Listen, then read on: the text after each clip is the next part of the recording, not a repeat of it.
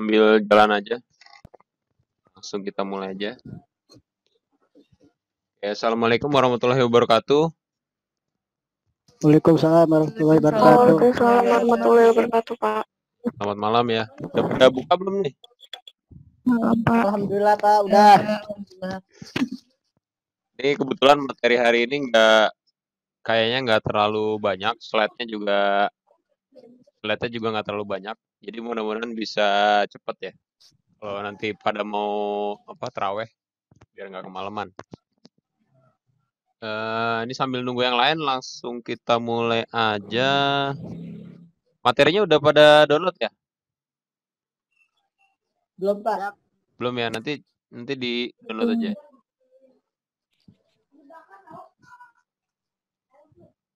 Nah, gila.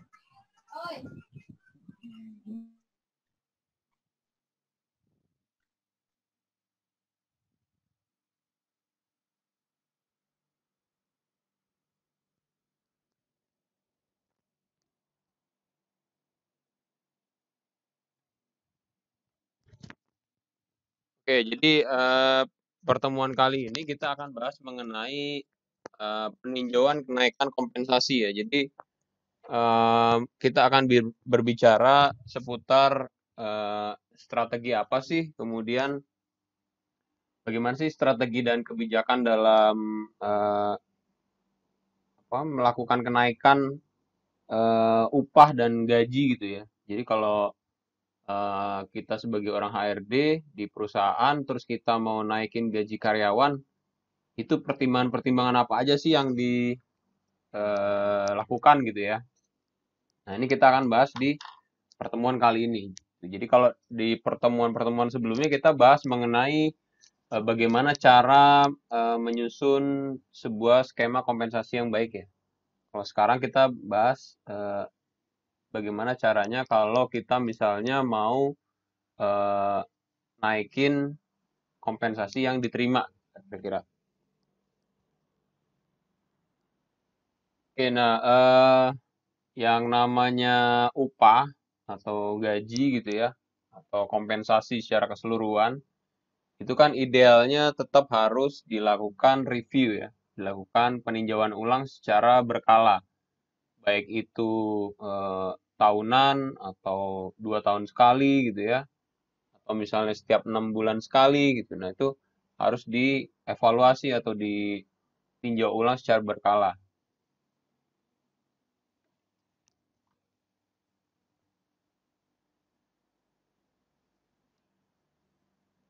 Nah, peninjauan dari upah atau kompensasi ini bisa ditempuh melalui berbagai cara ya, tergantung dari strategi dan kebijakan yang ditetapkan perusahaan.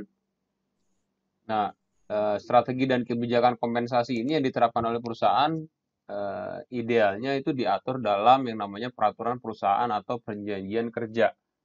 Ya, jadi yang namanya upah gitu ya, seperti pertemuan kemarin kita juga sudah bahas di Permenaker 1 tahun 2017, yang namanya upah atau ketentuan mengenai upah di perusahaan ini wajib harus ada ketentuan atau peraturan tertulisnya ya, dalam bentuk peraturan perusahaan atau perjanjian kerja gitu ya. Nah, yang namanya peninjauan upah ini atau bentuknya peninjauan upah yang bersifat kenaikan ya. Kenaikan upah juga harus tetap mempertimbangkan prinsip-prinsip dan faktor pembentuk kompensasi itu sendiri.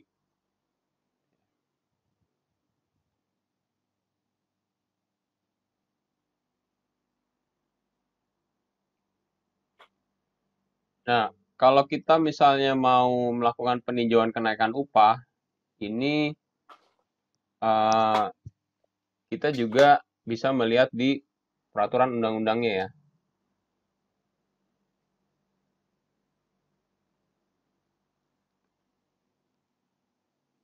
Jadi di sini saya pakai 2 ketentuan undang-undang. Jadi yang pertama, kalau misalnya perusahaan kita ini adalah perusahaan swasta ya, perusahaan swasta, ini kita bisa pakai Undang-Undang 13 tahun 2003 tentang ketenagakerjaan, bisa dilihat di pasal 92.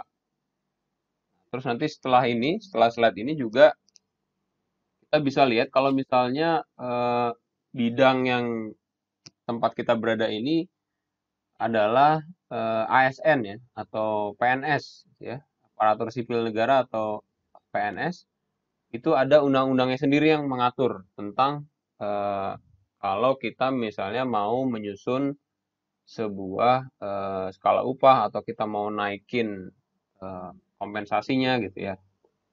Nah, ini kita bahas dulu di pasal 92 pasal 92 Undang-Undang 13 tahun 2003. Jadi yang pertama, pengusaha menyusun struktur dan skala upah dengan memperhatikan golongan, jabatan, masa kerja, pendidikan, dan kompetensi. Nah, pasal 2-nya, pengusaha melakukan peninjauan upah secara berkala ya, dengan memperhatikan kemampuan perusahaan dan produktivitas. Nah, jadi kalau di bidang sektor swasta gitu ya, kalau yang namanya peninjauan kebijakan upah gitu ya secara berkala, itu harus dikaitkan dengan kemampuan perusahaan dan produktivitas dari si karyawannya itu sendiri, gitu ya. Itu kuncinya. Nah, terus di pasal ketiga, di ayat ketiga, ketentuan mengenai struktur dan skala upah sebagaimana dimaksud pada ayat 1 diatur dengan keputusan menteri. Nah, keputusan menteri itu yang kemarin kita udah bahas, keputusan Menteri Tenaga Kerja nomor 1 tahun 2017. Gitu. Nah, ini kalau kita lihat di sektor yang swasta ya. Kalau sektor yang aparatur sipil negara atau ASN ya, atau PNS, nah ini diatur sendiri di Undang-Undang nomor 43 tahun 99 yang kemudian dilakukan revisi di Undang-Undang 5 tahun 2014 tentang aparatur sipil negara ya. Jadi kalau di PNS atau ASN, remunerasi yang diterima ini rinciannya ada gaji pokok, tunjangan, fasilitas, cuti, dan sebagainya ya. Nah, kenaikan gaji, ya, kenaikan kompensasi di ASN, PNS ini diberikan berdasarkan namanya merit system. Nah, apa itu merit system nanti juga akan kita bahas.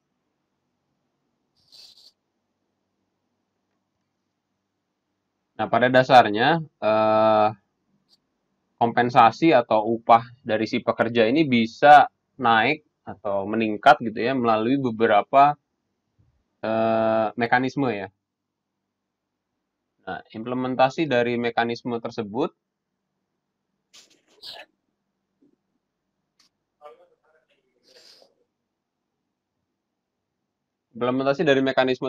itu harus disesuaikan dengan yang pertama ketetapan pemerintah ya, undang-undang itu atau permenaker atau perda yang berlaku, kemudian kemampuan perusahaan, dan yang ketiga harus sesuai dengan kesepakatan dengan pekerja itu sendiri. Jadi kita kalau mau naikin upah karyawan, kita nggak bisa sembarangan ya. Jadi harus ada koridor-koridor yang membatasi. Yang pertama harus sesuai dengan ketetapan pemerintah. Jadi ketentuan undang-undangnya seperti apa sih gitu ya. Kemudian ketentuan Menteri Ketenagakerjaannya seperti apa.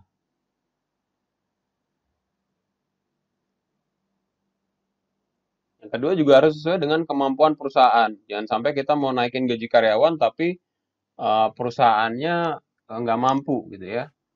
Dari segi pendanaan, dari sisi skala bisnis itu nggak mampu. Padahal kita mau naikin gaji karyawannya. Ujung-ujungnya ya perusahaannya pasti akan jebol ya, biaya karyawannya pasti akan tinggi. Nah, yang ketiga, kalau kita mau melakukan peningkatan upah atau gaji karyawan juga harus didiskusikan dulu dengan si pekerjanya itu sendiri.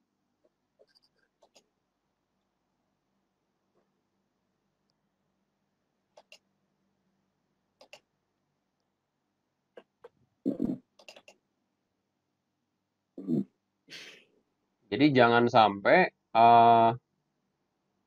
kita mau merubah skala gaji atau mau naikin gaji si karyawan itu kita nggak diskusi dengan si pekerja atau serikat pekerja itu sendiri. Karena bisa aja kemudian berdampak pada kecemburuan ya, kecemburuan dari pekerja-pekerja yang lain. Dan yang paling umum, yang namanya peninjauan kenaikan kompensasi juga harus selaras dengan filosofi pemberian kompensasi di perusahaan.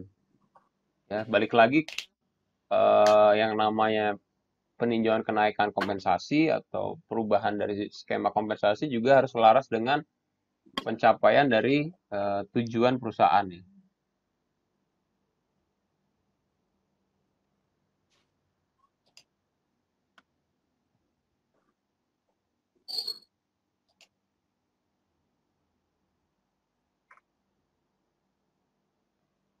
Nah, secara umum terdapat dua metode ya.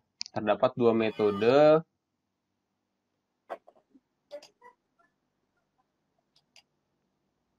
kenaikan kompensasi atau upah ya. Yang pertama adalah kenaikan yang bersifat umum, gitu ya. Kenaikan yang bersifat umum dan yang kedua adalah kenaikan yang bersifat perorangan atau terkait dengan masing-masing orang di perusahaan. Nah, ini kita bahas satu persatu ya. Jadi kenaikan yang bersifat umum ini berlaku dan diberikan bagi semua pekerja di dalam perusahaan dari semua tingkatan. Jadi ibaratnya kalau satu orang pekerja ini naik gaji gitu ya, atau kalau perusahaan udah menetapkan bahwa kita mau naikin gaji karyawan nih, maka seluruh karyawan naik ya, gajinya naik gitu ya. Entah itu secara nominal atau secara persentase dan seterusnya aturannya. Jadi ini kenaikan kompensasi yang bersifat umum satu perusahaan gitu ya. Nah, dasar dari kenaikan kompensasi yang bersifat umum, dasarnya yang pertama adalah pastinya keinginan dari si perusahaan ini sendiri ya. Jadi mungkin karena si perusahaan ini sudah melakukan survei gitu ya, melakukan survei gaji gitu ya. Kemarin kita udah bahas benchmark gaji gitu, terus udah mengevaluasi performa karyawannya mungkin gitu kan. Terus udah mengevaluasi juga skala bisnisnya mungkin dia tambah besar gitu kan. Maka atas keinginan perusahaan sendiri ini bisa diberikan kenaikan gaji. Nah, kemudian dasar yang kedua, kenaikan gaji yang bersifat umum adalah atas dasar musyawarah atau kesepakatan antara perusahaan dan pekerja. Jadi sudah disepakati antara pekerja dan perusahaan bahwa misalnya per 1 Januari itu gaji pokok karyawan naik misalnya 10% misalnya gitu ya. Mengimbangi inflasi misalnya gitu. Ini kenaikan-kenaikan ini didasarkan pada kesepakatan ya, hasil musyawarah antara perusahaan dan pekerja.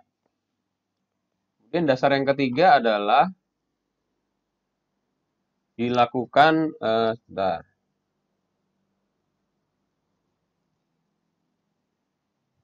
atas dasar kebiasaan ya.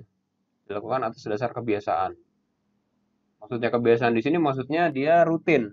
Jadi memang sudah ketetapan perusahaan bahwa setiap tanggal 1 Januari misalnya atau setiap tanggal 1 Juni misalnya di pertengahan tahun itu ada kenaikan gaji misalnya gitu ya. Oh ini cuy. Gitu. Jadi ada kesepakatan atau ada kebiasaan yang dilakukan secara rutin gitu ya. Nah, kebiasaan yang dilakukan secara rutin ini nggak peduli perusahaannya kondisinya mau seperti apa gitu ya. Apakah perusahaannya ini untung atau perusahaannya ini rugi gitu kan. Atau karyawannya ini memang butuh naik gaji atau enggak. Pokoknya setiap tanggal 1 Januari misalnya itu gaji pokok naik gitu ya, atau tunjangannya naik.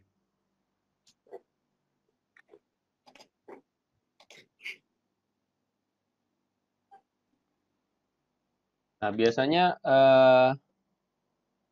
kebiasaan atau dasar dari kebiasaan ini biasanya sudah ada kesepakatannya terlebih dahulu ya. Mungkin di tahun-tahun sebelumnya memang sudah disepakati antara perusahaan dan pekerja per tanggal segini setiap tahunnya akan naik gitu ya kompensasinya.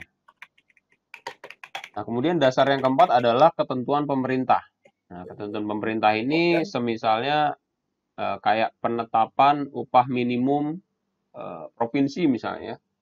Penetapan upah minimum provinsi di tiap masing-masing daerah gitu ya. Itu kan biasanya ditetapkan di akhir tahun. Nah, di awal tahun misalnya kayak upah tahun 2020 ini pasti ditetapkan di akhir tahun 2019 kemarin. Nah, nanti berarti di awal tahun per 1 Januari berdasarkan ketentuan pemerintah pasti otomatis upah minimum ini akan naik ya.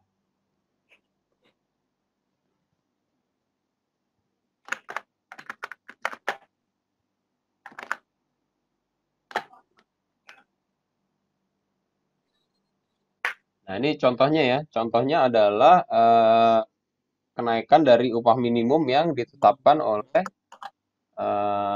pemerintah ya. Itu diatur berdasarkan KHL ya, komponen hidup layak.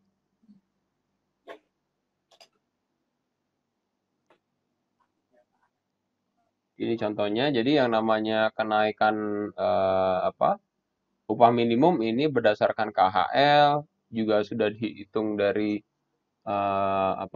inflasi tahun berjalan gitu ya. Kemudian persentase pertumbuhan ekonomi secara nasional juga dimasukkan komponennya. Jadi nanti akan diolah oleh Dewan Pengupahan namanya. Dewan Pengupahan nanti akan mengolah berapa sih upah yang layak diberikan kepada pekerja di daerah tertentu.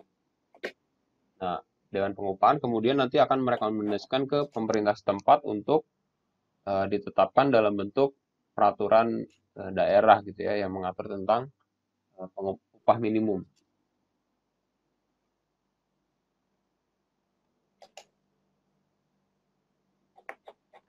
Nah, terdapat keuntungan dan kerugian sebenarnya kalau perusahaan ini memberlakukan kebijakan kenaikan kompensasi yang bersifat umum ya. Jadi kita berbicara nih keuntungannya dulu ya. Jadi kalau perusahaan mau menaikkan kompensasi gitu ya secara umum, jadi seluruh karyawan ini naik, itu keuntungan yang pertama adalah si perusahaan ini akan menjamin daya beli pekerja.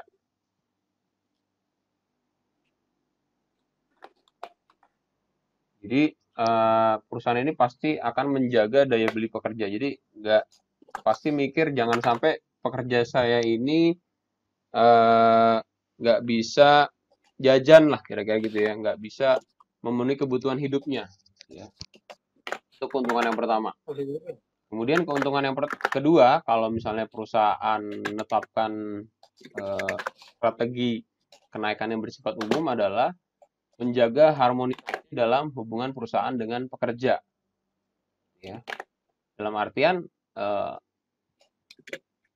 tadi dengan adanya negosiasi-negosiasi yang berlarut-larut gitu ya, tuntutan-tuntutan dari pekerja untuk kenaikan gaji dan sebagainya, tuntutan kenaikan gaji besarannya seperti apa gitu ya, pasti nanti akan menimbulkan negosiasi-negosiasi yang berlarut-larut gitu ya.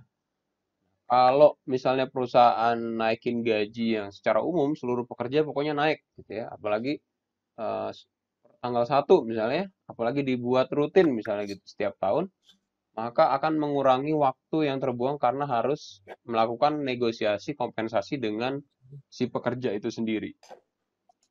Ya, bisa dibayangkan kalau misalnya sebuah perusahaan besar, dia pekerjanya juga banyak, apalagi serikat pekerjanya juga lebih dari satu gitu ya, kayak misalnya BCA gitu ya, Astra gitu, lebih dari satu, bisa dibayangkan bagaimana negosiasi-negosiasi khususnya tentang kompensasi yang terjadi di perusahaan.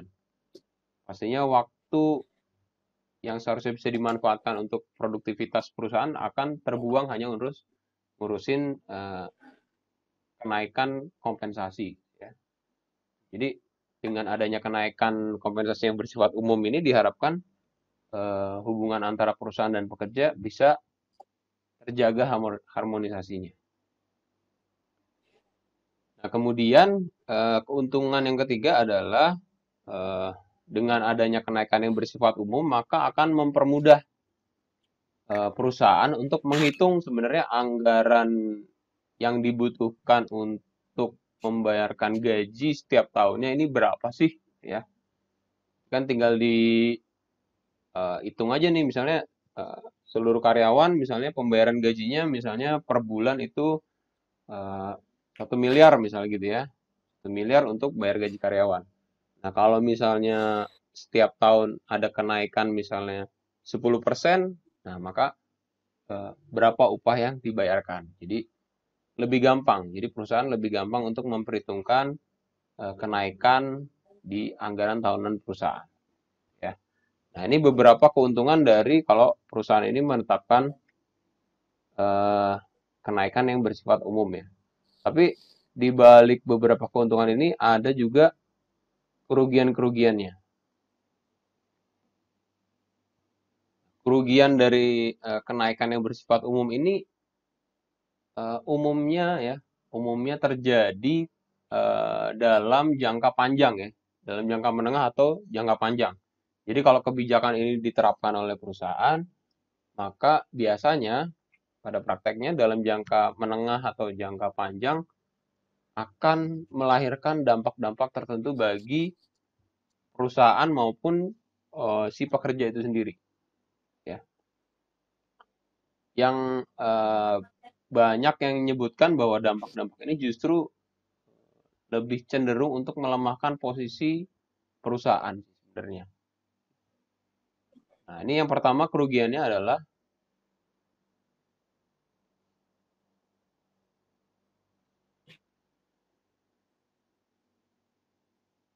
jadi kalau kenaikan upah umum ini dilakukan secara rutin gitu ya.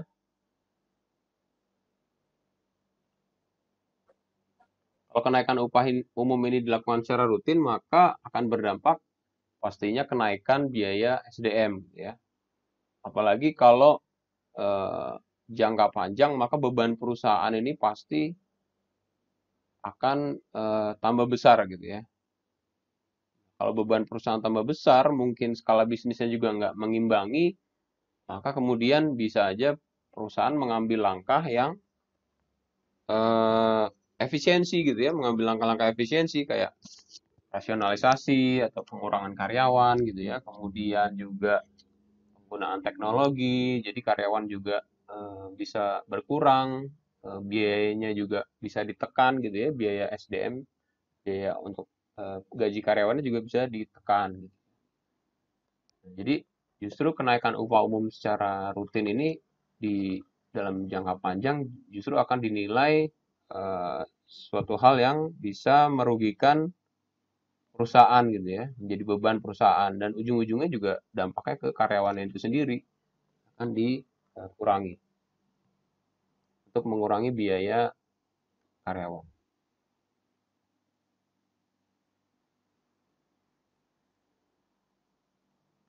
Nah, yang kedua, kerugian yang kedua adalah kalau misalnya kenaikan kompensasi ini sudah menjadi kebiasaan gitu ya, tadi di poin yang kedua tadi kan kenaikan ini kebiasaan menjadi kebiasaan setiap tahunnya gitu ya. Kalau misalnya kenaikan kompensasi ini menjadi kebiasaan setiap tahun, maka akan dianggap menjadi hak oleh pekerja. Ya. Jadi kan saya katakan kenaikan yang dianggap kebiasaan ini nggak peduli perusahaannya ini lagi untung, apalagi rugi gitu ya. Terus bisnisnya lagi seret, apalagi lancar gitu ya. Kayak sekarang ini kan banyak perusahaan-perusahaan yang bisnisnya terhambat ya. Maka kenaikan gaji ini umumnya akan dianggap menjadi hak oleh si pekerja itu sendiri. Ya. Dan si perusahaan juga tetap dipaksa untuk memberikan nggak peduli bagaimanapun kondisi perusahaan. sesuatu yang biasa dilakukan, maka umumnya akan menjadi hukum kebiasaan, ya. Akan dianggap menjadi hak oleh si pekerja itu sendiri. Nah, apalagi kalau kondisinya ekonominya sulit gitu ya, kondisi perusahaannya nggak baik gitu. Perusahaan-perusahaan yang menerapkan kebijakan kayak gini umumnya pasti akan dilanda kesulitan.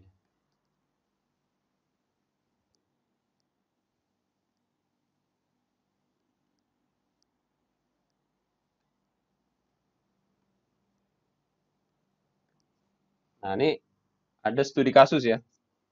Ada studi kasus bagaimana jika pemberi kerja atau perusahaan ya tidak mampu membayar upah sesuai dengan ketentuan UMR. Jadi sudah ditetapkan nih UMR oleh pemerintah daerah gitu ya.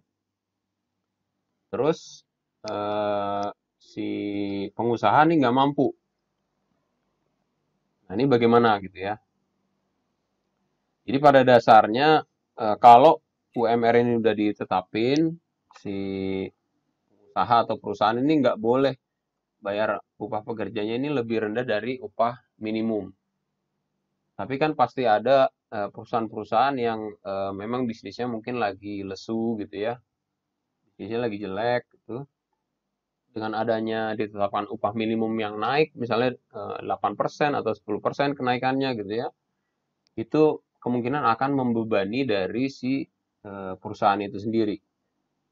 Nah, eh, Depnaker atau Dinas Ketenagakerjaan daerah gitu ya setempat ini sebenarnya bisa dilakukan negosiasi ya. Jadi bentuknya adalah penangguhan kenaikan upah minimum. Ya. Jadi pengusaha yang tidak mampu membayar sesuai dengan upah minimum bisa mengajukan permohonan penangguhan upah minimum kepada gubernur melalui instansi yang bertanggung jawab di bidang ketenagakerjaan atau dinas ketenagakerjaan ya. Jadi si perusahaan bisa mengajukan secara tertulis keberatannya ya. Jadi tidak mampu membayar sesuai dengan upah minimum yang berlaku dan meminta penangguhan ya. Namun penangguhan pembayaran upah minimum oleh pengusaha kepada pekerja tidak serta-merta menghilangkan kewajiban pengusaha untuk membayar selisih upah minimum selama masa penangguhan. Jadi nanti akan ditetapkan oleh Disnaker ya boleh ditangguhkan pembayaran upah minimum sampai berapa lama gitu ya. Pasti nanti Disnaker juga akan ngecek ke perusahaannya, bener nggak nih bisnisnya lagi lesu gitu ya, laporan keuangannya seperti apa akan dicek oleh Disnaker. Ya. Nah, nanti akan ditetapkan masa penangguhannya ini berapa lama gitu ya.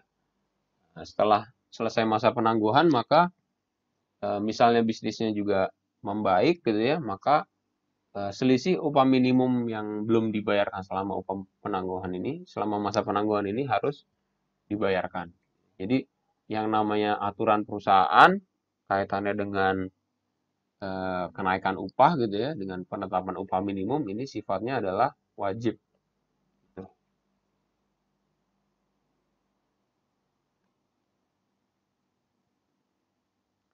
Nah, kalau tadi kita bicara kenaikan upah secara perorangan gitu ya, secara umum. Nah, ini yang kedua kita bicara mengenai kenaikan upah yang dikaitkan dengan perorangan ya, secara perorangan.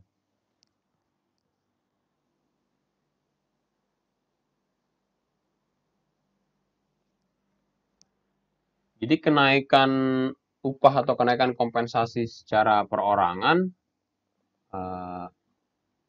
ini pemberlakuannya di perusahaan ini pasti dengan memperhatikan yang namanya yang pertama prestasi kerja, yang kedua kompetensi ya, yang ketiga kebutuhan dari organisasi itu sendiri. Nah, prestasi kerja, penilaian atas prestasi kerja, penilaian atas kompetensi ya, penilaian atas kebutuhan organisasi ini yang disebut dengan yang namanya merit system ya, sistem penghargaan atas prestasi kerja, kompetensi dan kebutuhan organisasi. Jadi kalau tadi itu kenaikan upah secara umum itu semua orang di perusahaan itu naik gitu ya. Kalau kenaikan secara perorangan, jadi ini belum tentu setiap orang di perusahaan ini naik gajinya gitu ya. Kalau naik gajinya, oke perusahaan netapin kenaikan gaji, tapi atas dasar ini dulu gitu ya, harus dia orang yang berprestasi, harus orang yang memiliki kompetensi gitu ya. Harus kebutuhan organisasi harus ada untuk dia dipromosikan ke jabatan yang lebih tinggi misalnya. Nah, secara umum gitu ya, kita melihatnya memang eh, kenaikan upah secara perorangan ini baik gitu ya. Dia objektif gitu ya. Dia berdasarkan prestasi gitu kan. Dia juga berdasarkan kepemilikan atau peningkatan dari kompetensi itu sendiri. Tapi di balik itu ternyata ada faktor pendorong dan faktor penghambat dari eh, mekanisme kenaikan upah secara perorangan. Ya. Jadi faktor pendorongnya adalah kenaikan upah atau kompensasi ini merupakan hasil dari alat ukur yang objektif. Ya, jadi kalau kita mau pakai metode kenaikan secara perorangan ini, kenaikan kompensasi secara perorangan ini, kita harus bikin dulu alat ukur yang objektif. Jadi jangan sampai alat ukurnya ini adalah subjektif ya. Jadi yang dimaksud objektif adalah alat ukur yang bisa memotret tiap orang di perusahaan ini memang dia memiliki prestasi gitu ya. Memang si orang ini memiliki kompetensi gitu ya. Kita harus bisa memiliki alat ukur yang objektif. Jadi kalau di perusahaan-perusahaan itu ada alat ukur yang sampai bisa memotret 360 derajat gitu ya. Artinya si seorang karyawan ini dia akan dinilai oleh atasannya, akan dinilai oleh bawahannya gitu ya, dan akan dinilai oleh rekan kerjanya. Jadi komplit ya. Atasan juga melihat si orang ini seperti apa, rekan kerjanya melihat si orang ini seperti apa, dan bawahan ini melihat si orang ini seperti apa. Bahkan ada beberapa perusahaan yang untuk menilai prestasi kerja dan kompetensi si orang tersebut juga meminta masukan dari pihak eksternal. Artinya orang-orang eksternal yang terlibat dengan pekerjaan si orang ini. Misalnya dia adalah seorang customer service misalnya gitu ya. Seorang customer service dia pengen dilihat prestasi kerjanya kayak apa. Nah, si perusahaan ada beberapa perusahaan yang dia eh, melakukan survei kepada customer gitu ya. Jadi melakukan survei kepada customer yang pernah dilayani oleh si orang ini sebagai customer service. Jadi penilaiannya komplit, jadi menyeluruh gitu ya. Objektif, bukan sesuatu yang subjektif. Kalau subjektif kan ya udah atasan menilai bawahan seperti apa gitu ya, hanya satu arah aja. Itu subjektif. Tapi kalau kita mau memberlakukan kenaikan upah secara perorangan ini, kita harus membuat alat ukur yang objektif. Nah, faktor pendorong yang kedua, kenaikan secara perorangan ini akan mendorong pekerja untuk berkinerja lebih baik. Pasti ya, karena dasarnya adalah prestasi gitu ya, apalagi alat ukurnya objektif gitu kan, pasti akan mendorong pekerja untuk berlomba-lomba untuk bekerja lebih baik. Nah, di balik dari faktor pendorong tadi, ternyata kalau penerapannya ada di Indonesia gitu ya, umumnya di perusahaan-perusahaan lokal gitu ya, ini ada beberapa faktor penghambat. Jadi yang pertama adalah faktor budaya. Nah, jadi kalau di Indonesia ini untuk menerapkan alat ukur yang objektif, ini pasti terkendala sama faktor budaya. Kalau di sini saya tulis budayanya ABS ya, asal Bapak senang gitu ya. Pokoknya apa yang bos minta, gue bikin gitu ya. Pokoknya asal bosnya seneng. Kalau bosnya udah seneng, pasti prestasi kerja gue pasti dinilai bagus gitu ya. Nah, faktor budaya di Indonesia yang kayak gini nih yang masih menjadi faktor penghambat. Ya. Dampaknya ya pasti atasan atau rekan kerja mungkin menilai si orang tersebut juga nggak objektif gitu ya. subjektif ya. Dia karena baik sama saya, karena dia memiliki eh, apa, prestasi juga gitu ya, terus dianggap punya prestasi karena dia kerjanya rapi gitu ya, karena dia datangnya juga rajin misalnya gitu kan. Kalau pagi juga bikinin kopi dulu misalnya gitu. Nah, ini menjadi faktor penghambat eh, alat ukur yang objektif tadi gitu ya, menjadi subjektif juga ujung-ujungnya. Nah, kemudian yang faktor penghambat yang kedua, kalau kita mau nerapin kenaikan secara perorangan ini, faktor penghambat yang kedua adalah mendorong pekerja untuk bersaing secara individu, bukan tim. Gitu ya. Jadi karena prestasi kerja dan kompetensi ini yang dinilai adalah orang per orang, maka eh, dimungkinkan si pekerja ini akan bersaing antara pekerja yang satu dengan pekerja yang lain, gitu ya, bersaing secara individu. Jadi bukan eh, kolektif secara tim gitu ya. Jadi tim marketing A dengan tim marketing B kan biasanya dikompetisikan gitu ya. Tim marketing mana yang akan mencapai targetnya. Kalau kita menilai kompetensi secara perorangan, prestasi kerja secara perorangan, nah umumnya yang terjadi adalah masing-masing orang di dalam satu tim yang sama gitu ya, dengan target yang sama juga, akan bersaing dengan satu dengan yang lain. Nah, makanya kalau eh, perkembangan terakhir ini, yang namanya prestasi kerja ini selain diukur secara perorangan, juga diukur secara tim. Jadi pencapaian secara tim. Kalau misalnya secara perorangan ini bagus, tapi secara tim ini tidak memenuhi target, misalnya gitu ya, maka dianggap tidak memenuhi. Bisa di bisa diambil langkah seperti itu. Maka kalau misalnya uh, dia memang orangnya bagus gitu ya, prestasinya bagus, nah, kompetensinya juga bagus, tapi dia di dalam tim tidak bisa membaur misalnya, tidak bisa berkontribusi di dalam tim, maka nilai kinerjanya dia ya pasti jelek. Ujung-ujungnya kenaikan upahnya dia yang dikaitkan dengan prestasi juga nggak sebesar yang diharapkan. Nah, faktor penghambat yang ketiga, kenaikan atas merit system ini, atas penghargaan kinerja ini, bisa jadi ya, bisa jadi tidak sebanding dengan inflasi atau kemampuan perusahaan. Nah, saya kasih contoh misalnya gini. Jadi kan eh, kenaikan atas prestasi kerja ini baru dilakukan setelah adanya hasil evaluasi kinerja ya. Jadi, nah, namanya evaluasi kinerja ini biasanya dilakukan di akhir tahun misalnya gitu ya. Jadi misalnya di bulan Desember ini eh, atasan atau rekan kerja akan melakukan evaluasi kinerja kita misalnya ya. Kita sebagai seorang karyawan, si atasan akan menilai kinerja kita, pencapaian target kita dalam waktu 1 tahun ini seperti apa. Nah, kemudian dikaitkan dengan kompensasi yang diberikan gitu ya, kenaikan upahnya, mungkin baru akan diberikan dalam beberapa bulan kemudian. Jadi kan data dari hasil evaluasi kinerja ini akan diolah dulu, nah kemudian mungkin kompensasinya baru akan naik di bulan Februari atau Maret misalnya gitu ya. Nah, eh, ada kemungkinan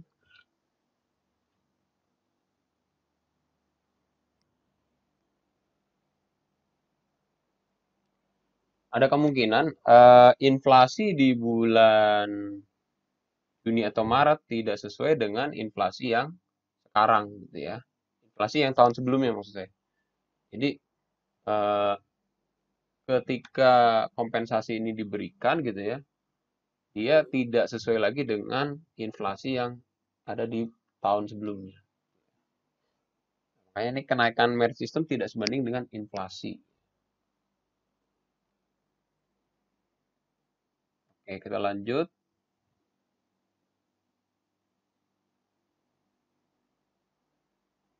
Nah, ini praktek yang ideal ya. Maksudnya praktek yang sering dilakukan oleh perusahaan ya. Jadi kalau yang namanya kenaikan upah secara umum, jadi sebenarnya nggak ada yang baik atau buruk ya. Kenaikan upah ini bisa dilakukan secara umum atau dilakukan secara perorangan. Jadi ini sama-sama umum dilakukan di perusahaan-perusahaan ya. Hanya dipertimbangkan baik dan buruknya atau cocok dan enggaknya diterapkan di perusahaan kita. Plus minusnya seperti apa.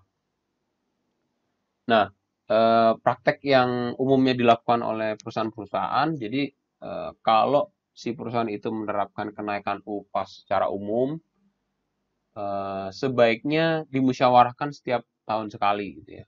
Jadi jangan sampai kenaikan upah secara umum ini dijadikan sebuah kebiasaan lah gitu.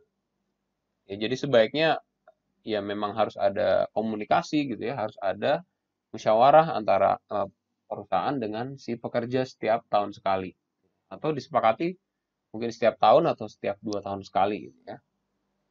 Nah, kenaikan upah umum ini idealnya harus dikaitkan dengan produktivitas yang dicapai dan efisiensi yang dicapai. Jadi produktivitasnya seberapa besar sih? Terus efisiensi yang bisa dilakukan seberapa besar sih? Selisih antara produktivitas dan efisiensi yang dilakukan ini maka bisa dialokasikan dalam kenaikan upah misalnya gitu ya. Jadi tetap harus dikomunikasikan. Harus dikaitkan dengan produktivitas dan efisiensi yang dilakukan oleh perusahaan. Nah, kemudian yang kedua, praktek yang umumnya dilakukan bahwa perusahaan harus menjamin bahwa perusahaan harus membayar upah dasar yang layak, wajar, dan seimbang dengan mempertimbangkan tingkat teknologi yang digunakan dan besarnya skala bisnis perusahaan tersebut. Jadi ini contoh yang salah ya yang saya sampaikan di sini. Jadi misalnya ada perusahaan teknologi tinggi dan bergerak di sektor padat modal. Misalnya kayak fintech-fintech gitu ya. Tapi upah yang ditetapkan sama dengan industri padat karya. Ya. Industri padat modal umumnya dia pemodal besar gitu ya. Pemodal besar pakai teknologi tinggi gitu ya. Maka yang terjadi adalah penetapan upahnya dia juga pasti lebih tinggi daripada industri yang padat karya. Kalau industri padat karya dia menggunakan teknologi yang biasa-biasa aja ya, teknologinya manual gitu kan, dengan menggunakan juga orang atau karyawan yang banyak, ya, misalnya di pabrik atau di manufaktur gitu ya, itu industri padat karya. Pabrik-pabrik yang belum menerapkan teknologi tinggi, misalnya pakai mesin-mesin besar atau robot misalnya gitu ya, karyawannya masih banyak, nah itu industri padat karya. Jadi jangan sampai kebalik nih. Jadi dia perusahaannya adalah industri padat modal, tapi upahnya sama dengan industri yang padat karya yang berpatokan pada UMR. Jadi perusahaan harus menjamin bahwa si karyawan ini harus dibayarkan secara layak, harus dibayarkan secara wajar gitu ya, dengan mempertimbangkan penggunaan teknologi di perusahaan itu dan skala bisnis yang dijalankan oleh perusahaan tersebut. Nah, terus selanjutnya yang namanya kenaikan upah secara umum ini juga bisa gitu ya diberikan dalam bentuk prosentase tergantung pada tingkat jabatannya gitu ya. Jadi kalau kenaikan upah secara umum ini kan pokoknya perusahaan akan menaikkan gaji karyawan gitu ya, seluruh karyawan naik. Nah, biar biayanya juga bisa dikendalikan gitu ya, biar biayanya juga bisa ditekan, biaya yang dikeluarkan oleh perusahaan juga sesuai dengan beban kerja dari setiap orang atau setiap jabatan di perusahaan gitu ya. Bisa saja kemudian kenaikan upah secara umum ini diberikan dalam bentuk prosentase ya, tergantung pada tingkat jabatannya. Misalnya untuk karyawan misalnya dinaikkan gaji pokoknya misalnya 10% gitu ya. Kemudian untuk di level manajer misalnya kenaikan gaji pokoknya 12% misalnya. Untuk level yang yang lebih tinggi gitu ya, senior manager misalnya, kenaikan gaji pokoknya bisa 15%. Nah, ini tergantung dari perusahaannya ya, tergantung kebijakan perusahaannya, tapi bisa saja diberlakukan seperti itu. Kalau misalnya si perusahaan memang pengen kenaikan gaji ini disesuaikan dengan bobot pekerjaannya, ya. Tapi sama-sama naik gitu kan, seluruh karyawannya naik. Gitu. Kemudian yang selanjutnya, eh, perusahaan juga secara berkala ya, secara rutin harus tetap melakukan evaluasi gitu ya, yang terkait dengan kompensasi yang berlaku. Setelah dilakukan evaluasi, langkah selanjutnya adalah si perusahaan ini juga harus mengkomunikasikan kepada stakeholder yang terlibat dalam penyusunan upah. Siapa aja yang stakeholder yang terlibat dalam penyusunan upah? Misalnya, yang pertama adalah pemilik perusahaan, ya. Kemudian si pekerja itu sendiri. Kemudian serikat pekerja, gitu ya. Jadi kalau si pekerja ini nggak diwakili oleh serikat pekerja, maka serikat pekerja menjadi stakeholder yang terlibat. Kemudian juga harus mengkomunikasikannya kepada dinas ketenagakerjaan setempat, ya. Jadi nggak apa-apa kita saling komunikasi, saling tukar informasi misalnya gitu ya, hambatan dan tantangannya dalam penetapan kompensasi gitu ya dengan stakeholder yang terlibat dalam penyusunan upah.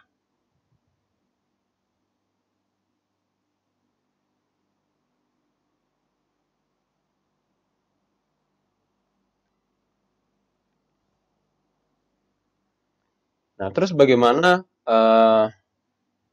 kenaikan kompensasi jika dikaitkan dengan masa krisis ya? Jadi misalnya saat sekarang ini, misalnya ini kita lagi pandemi, terus bisnis dari si perusahaan ini juga terhambat gitu ya kira-kira. Nah, kemudian bagaimana strategi kita sebagai orang HRD, kita sebagai pemilik perusahaan untuk tetap bisa menaikkan kompensasi gitu ya, atau memberikan kompensasi yang lebih bagi si karyawan kita. Karena kita kan nggak mau karyawan kita ini sandra ya, upahnya segitu-segitu aja misalnya gitu. Tapi kondisi bisnisnya memang lagi jeblok banget gitu ya. Nah, dalam kondisi kayak gini, kita sebagai orang HRD gitu ya, harus tetap kreatif gitu ya, buat nyari terobosan-terobosan dalam memberikan kenaikan kompensasi. Asal terobosan-terobosan ini juga nggak menyimpang dari ketentuan yang normatif gitu ya, ketentuan undang-undangnya kayak gimana. Kemudian kenaikannya juga harus wajar gitu ya, harus layak, dan yang penting bisa menyelamatkan dari perusahaan. Nah, dalam masa krisis, sebaiknya pimpinan perusahaan juga harus bisa menjelaskan secara transparan ya, dan berkomunikasi aktif dengan stakeholder di perusahaan yang terkait dengan pengupahan yang tadi saya sebutkan tadi ya. Bagaimana agar bisa tetap memotivasi karyawannya dengan tidak mengganggu kinerja perusahaan yang sedang krisis. Nah, di sini saya berikan contohnya ada 3 ya. Ini yang pertama adalah pemberian gaji atau upah ekstra berbentuk lamsam ya. Lamsam ini langsung diberikan gitu ya. Yang kedua adalah pemberian sembako secara cuma-cuma. Yang ketiga, pemberian saham perusahaan secara cuma-cuma. Kita bahas satu-satu ya.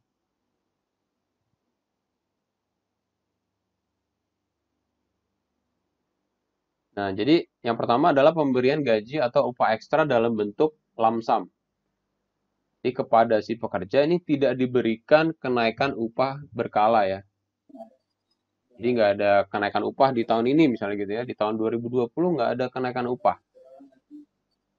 Tapi diberikan dalam bentuk lamsam. Jadi misalnya dikasih gaji ke-13 di luar THR misalnya gitu ya. Jadi kan dalam setahun ini kan ada 12 kali gajian ya. 12 kali gajian plus 1 kali THR. Ya. Ini yang wajib ya.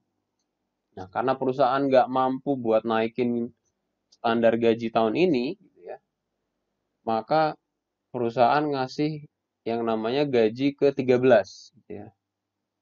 Ngasih gaji, tambahan gaji 1 bulan. Di luar dari gaji yang bulanan rutin dan THR. Jadi ibaratnya kayak apa ya? Kayak pemberian bonus gitu kali ya. Eh, Jadi nggak diberikan kenaikan gaji pokok, tapi diberikan gaji ke-13. Secara sekaligus gitu ya, secara lamsam. Nah, pemberian apa? Metode seperti ini juga harus diperhitungkan ya. Efek dari pemberiannya itu berdampak nggak kepada eh, daya beli dari si karyawan ini sendiri gitu ya. Berdampak nggak kalau saya ngasih gaji ke-13 dengan peningkatan motivasi si karyawan itu sendiri. Jadi harus dihitung dulu sebelum dikasih nih efeknya seperti apa. Dan yang kedua juga harus dicari sumber pendanaannya. Ya. Karena ini perusahaan lagi kondisi krisis, maka kalau kita mau ngasih gaji ke-13, besarannya sesuai apa enggak gitu ya. Perusahaan mampu nyediain pendanaan sebesar itu atau enggak gitu ya. Kemudian sumber-sumber pendanaan ini dari mana? Pinjaman ke bank atau jual apa? Aset-aset perusahaan misalnya gitu ya, atau efisiensi dan sebagainya.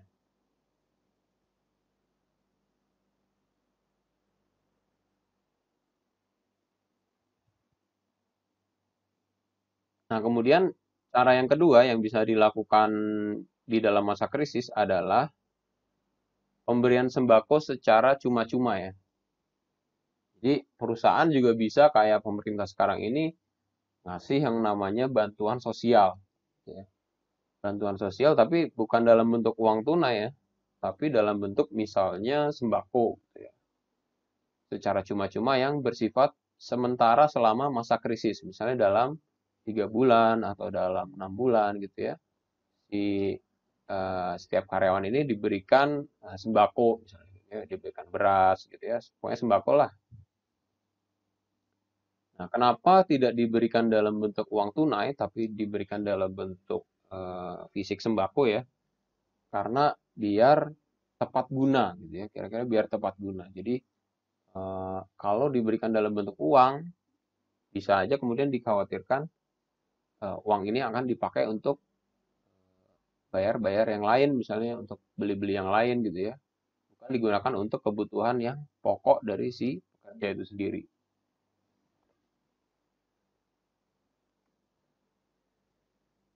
Walaupun bisa aja ya yang namanya kalau perusahaan ngasih sembako terus sembakonya juga dijual gitu ya. Tapi yang diharapkan oleh perusahaan ya perusahaan pengen kalau dia ngasih fisik sembakonya diharapkan sembako ini bisa terpakai menjadi untuk memenuhi kebutuhan pokok dari si pekerja ini sendiri di selama masa krisis. Nah, kemudian cara yang ketiga,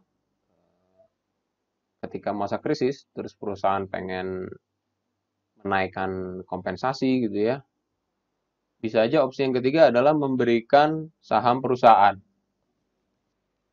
Jadi prosentase kepemilikan perusahaan ini berupa saham ini di-share ke karyawannya, gitu ya.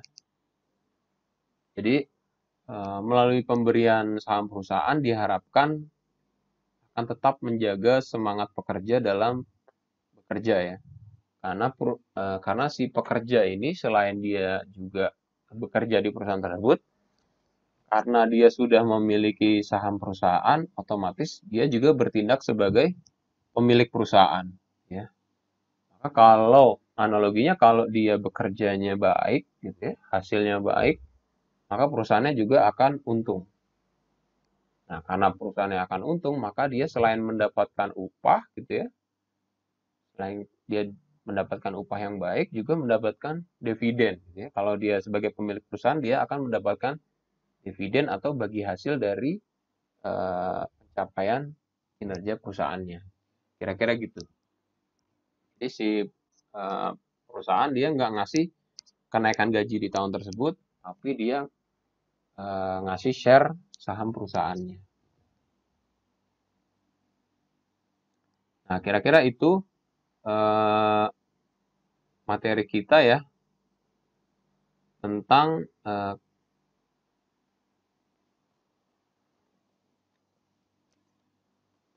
kira-kira itu tentang kebijakan peninjauan kompensasi ya.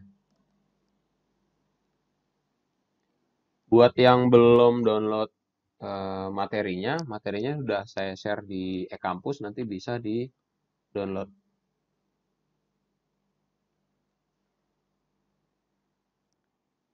Ada pertanyaan?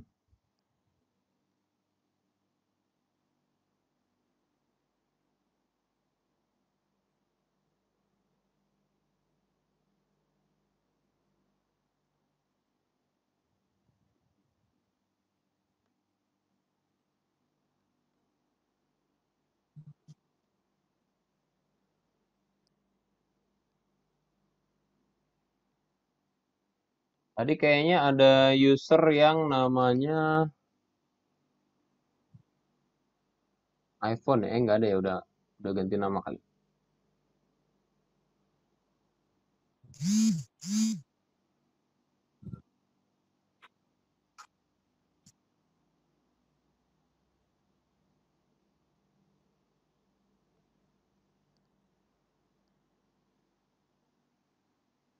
Oke, ada yang mau ditanyakan?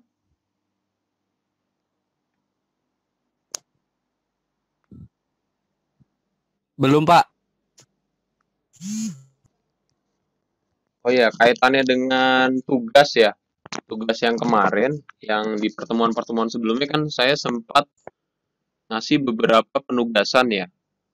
Itu saya lihat ada beberapa mahasiswa yang belum ngumpulin tugas.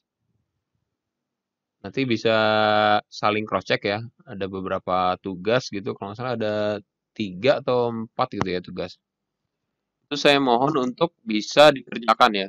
Nggak apa-apa nyusul, ngumpulinnya nyusul nggak apa-apa. Karena yang saya khawatirin, eh, misalnya ini kejadiannya kita di kampus ini ternyata nggak ada UTS misalnya gitu ya. Ini UTS kan statusnya ditunda nih sekarang. Nah, misalnya nanti nggak ada UTS. Nah, rencana saya kalau misalnya nanti UTS nggak ada, rencana saya komponen tugasnya akan saya naikin gitu ya. Jadi dari tugas-tugas yang kemarin, beberapa sudah saya rekap nilainya secara manual.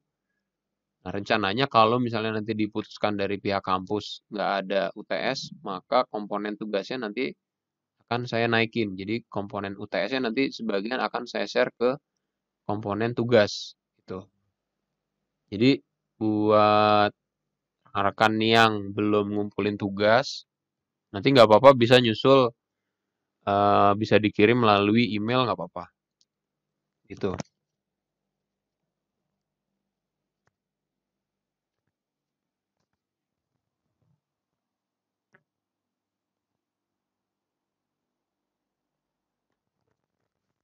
Oke ya, kalau nggak ada pertanyaan, mungkin pertemuan hari ini kita cukupkan.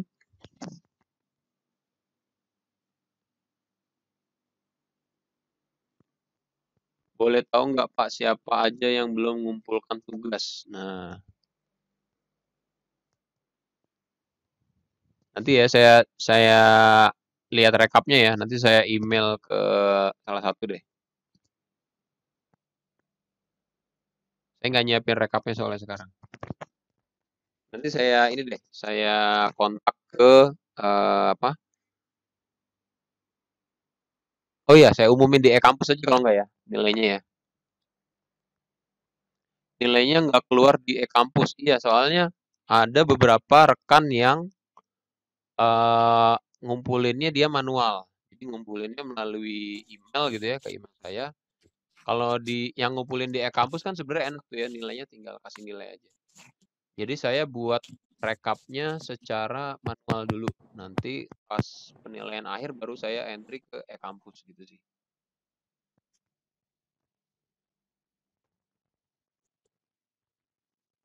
Oke, nanti coba saya lihat rekapitulasinya, siapa yang belum, siapa yang sudah gitu ya. Sama nilainya berapa nanti saya publish deh di pengumuman e-kampus kayaknya ya. Ya, baik, Pak. Oke, kalau nggak ada pertanyaan lagi, ini sesinya saya akhiri ya. Nanti bisa download materinya di e-kampus. Oke, terima kasih atas kehadirannya ya. Ya, Pak. Oh iya, Pak. untuk minggu depan kan kalau nggak salah tanggal merah ya. Hari apa sih ya? Tanggal saya hijau, Pak. Tanggal Pak. Iya, Wah. Pak. Waisak kalau nggak salah ya. Tanggalan, Pak. Libur. Libur dulu ya. Tetap aja bayaran jalan. Gak ada diskon ya? Jelas. Ada diskon Pak 15%. Juna Kalau nggak Farhan. telat. Iya. Ya pokoknya minggu depan kita nggak ada pertemuan dulu. Nanti kita lanjut di minggu berikutnya ya. Oke, Pak. Iya, Oke, Pak. nanti saya share Iya, Pak. informasinya nanti saya share di pengumuman e-kampus juga. Oke, terima kasih atas Baik, Pak. kehadirannya ya. Tetap jaga kesehatan. Selamat malam. Assalamualaikum. Waalaikumsalam. Terima kasih Pak. Ya, sama-sama. Pak. Terima kasih.